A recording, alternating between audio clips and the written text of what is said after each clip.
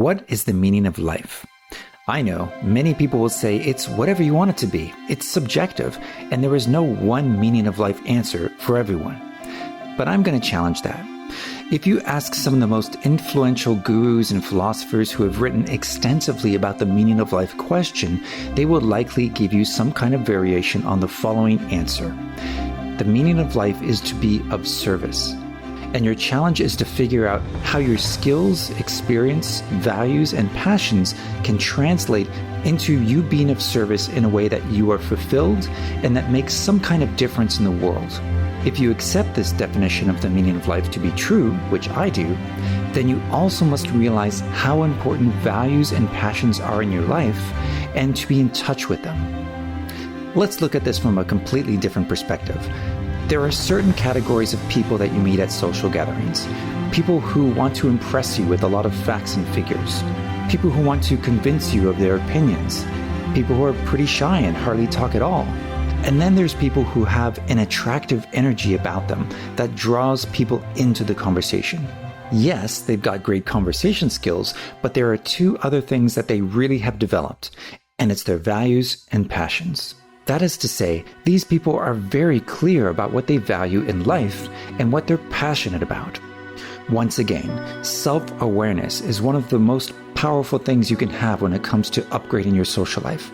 And when you are aware of your values and passions, you're much more secure about your role in life and your connection and responsibility to others in this world.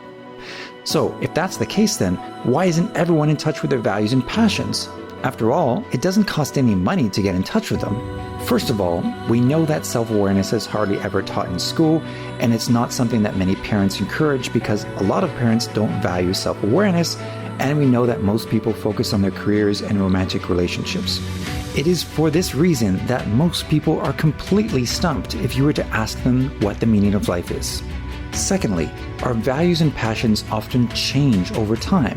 So just because you've taken the time to contemplate them in the past, that doesn't mean that you're in touch with your current values and passions. So how are values different from passions?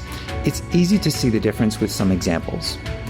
In terms of values, you may value honesty, commitment, animal rights, human rights, your family, your religion, etc.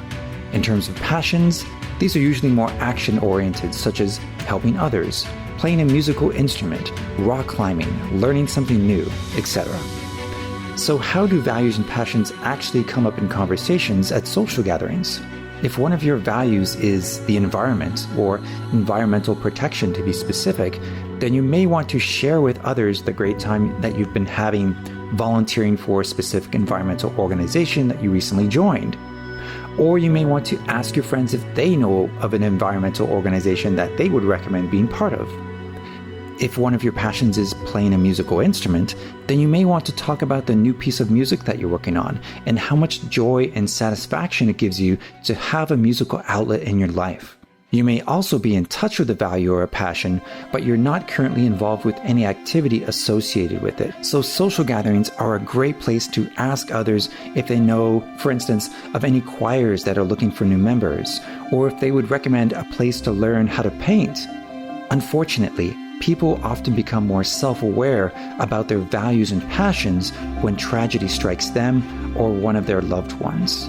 The classic example is when someone starts to volunteer for, let's say, the Cancer Society because someone they know has cancer, and they get so much out of being involved in this cause that they say, I wish I got involved in this cause sooner. So your homework for this section is really simple. I want you to find the worksheet associated with values and passions, and I want you to write down what you value the most in life and what you're passionate about. If you are struggling a bit with this exercise, then I want you to put yourself in the kind of environment that would allow you to think as freely as possible. For me, that's usually going for a stroll in nature, usually in a forest, but sometimes by the lake or by the ocean. Some people like to take a stroll at night and look up at the stars, or take a bath, or listen to some music. Whatever it takes, it's really important that you write something down, because being in touch with your values and passions also increases your confidence. You are automatically less shy when meeting new people because you know that if anyone asks you about what your interests are, you have very clear things to say. In fact, you don't just have interests, you have strong values and passions, which is a very attractive quality in a potential friend. The truth is that values and passions play a huge role when meeting potential friends, since people bond over shared values and passions much more than they bond over shared interests. In the next section, we're going to cover the importance of solitude. So I'll see you in the next section.